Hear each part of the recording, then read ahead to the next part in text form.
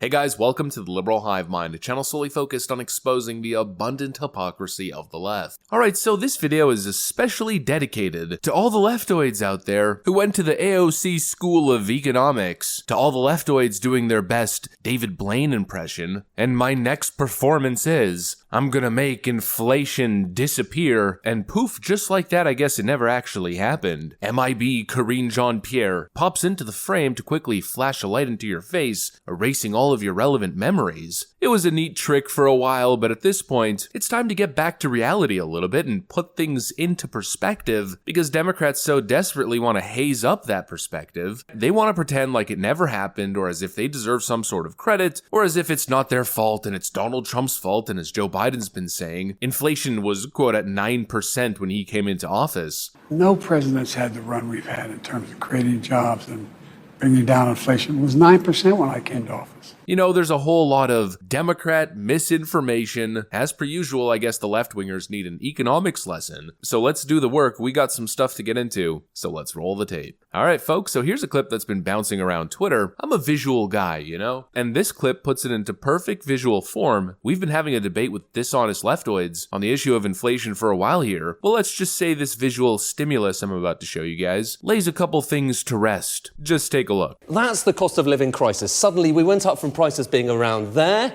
to prices being there.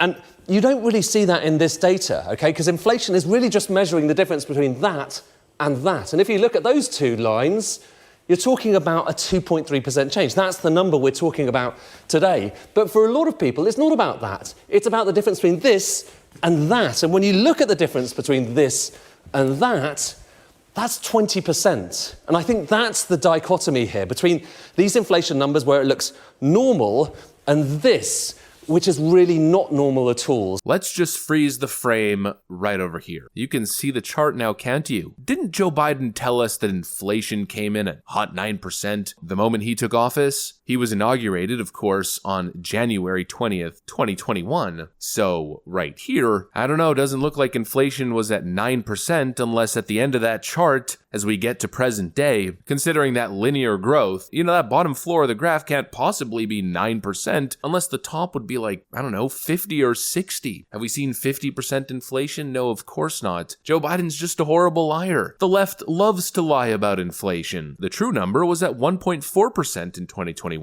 when Joe Biden took over. But his economic advisors will talk circles endlessly justifying his ridiculous claim. I mean, you can see it right there. Inflation happened when Joe Biden decided to spend another $7 trillion after the shutdowns and lockdowns were slated to end. After so much money had been artificially pumped into the economy, it was time to hit the brakes, but they kept the money printer going burr. And they've maintained that money printer. And that's why the graph is linear. The growth is consistent because they keep spending this money. And here's the paradox of it all. They keep spending all this money by justifying, saying, well, the people need it. The people can't survive without this malignant cancer known as big government. But the spending is crushing regular Americans. And the true damage is substantial, especially when you zoom out. See, that's when you can put it into perspective when you look at the whole chart itself. Here's another point of debate to tackle. Democrats, frankly, for the last 3 years, have put all the focus on daily news. A jobs report releases that shows expected jobs report, hallelujah, the economy is fixed. We've been going through this ridiculous cycle for the last 3 years. Inflation ticked down 0.3%, hallelujah.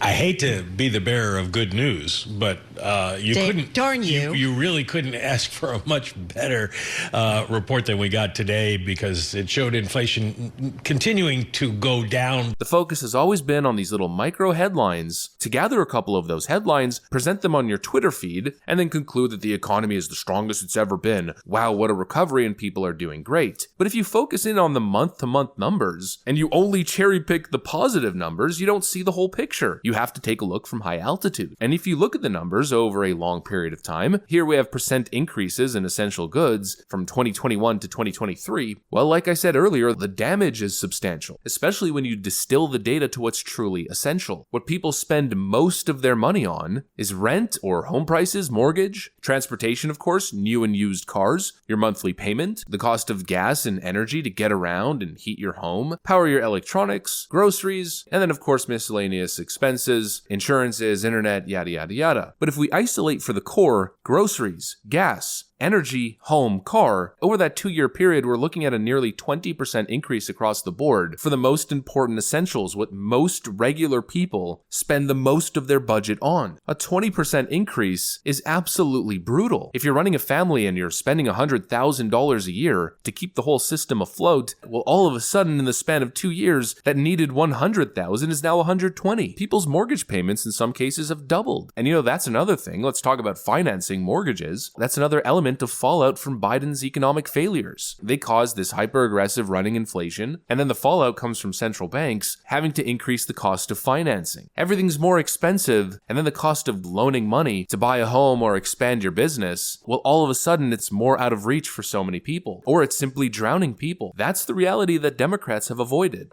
Chris Breeden owns a century-old restaurant and says soaring food prices are making dining out more challenging.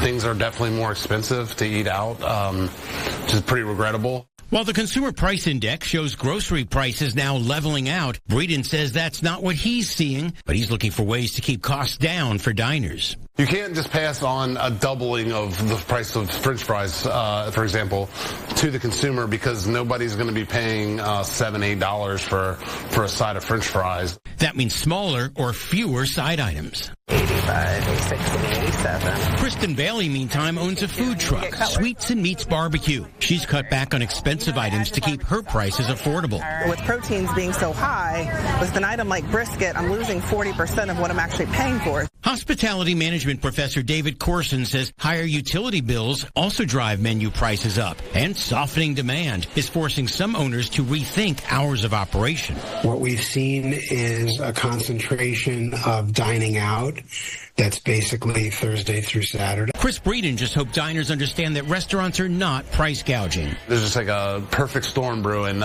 Labor cost is up, cost of food's up. The reality is that people are damaged, and we're talking about the kind of economic damage that could take 5 to 10 years to truly repair. We're currently living through in real time a rough economic point, just like the ones that have been previously documented throughout the previous decades. And that should be obvious to everyone. The question is, why is it not obvious to Democrats? Either they're completely ignorant of basic economics, having no ability to look at the macro view, or they're insidious, politically interested liars who have spent the last 4 years attempting to distract and downplay the realities relating to inflation. And of course, the current economy and current economic outlook that they're essentially responsible for. I don't know which one it could be. I guess you could make the decision on your own. Anyways, that's pretty much what I got for you guys on this one. If you enjoyed the video, make sure to leave a like and possibly subscribe to the channel. Thanks for watching, and I'll see you on the next one.